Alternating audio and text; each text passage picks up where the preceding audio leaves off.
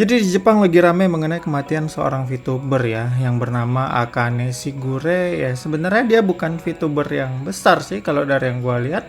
Channelnya pas gua cek itu hanya masih mempunyai sekitar 3.000 subscriber lah. Tapi ya ketika kita ngedengar kabar VTuber meninggal dunia ya itu selalu bikin shock ya. Bahkan pemberitahuannya aja sampai dilihat hampir 25 juta kali nih. Dan di sini dituliskan ini kayaknya ibunya yang nge-tweet yang mengatakan kalau anaknya meninggal karena cerebral hemorrhage atau apalah ini kalau bahasa Indonesia pendarahan otak lah ya. Dia cewek cuman karena auto translate-nya Twitter atau X ini ditulis him pula ya kan. Jadi ya singkatnya dia meninggal pada usia 28 tahun karena telat dilarikan ke rumah sakit ya.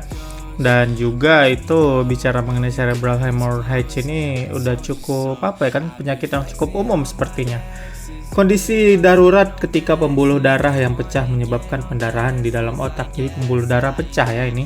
Dan si VTubernya itu mengabarkan 3 hari sebelumnya kalau dia itu sempat bilang kalau dia migrain ya kan. Dan dia menunda collab-nya karena migrain. Jadi ya udah nampak lah tanda-tanda ya kan. Dan akhirnya sepertinya dia udah berpulang ya. Ada juga yang skeptis meragukan kabar ini tapi kalau dilihat dari respon teman-temannya itu di tweet tersebut ya kemungkinan besar ini kabarnya real lah ya.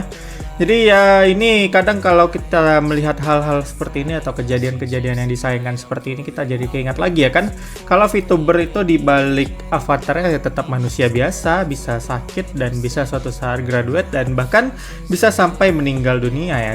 Ya nggak banyak yang bisa dibilang juga sih atau dibahas ya kan karena kita juga nggak kenal VTuber ya, bahkan dia baru terkenal itu ketika kabar meninggalnya itu keluar ya. Ya intinya jangan berlebihan lah ya kalau udah dirasa sakit segera periksa ya kan, apalagi tuh tadi dibilang sama pesan ibunya itu kalau dia telat dilarikan ke rumah sakit itu. Jadi ya itulah dia yang bisa gue bahas.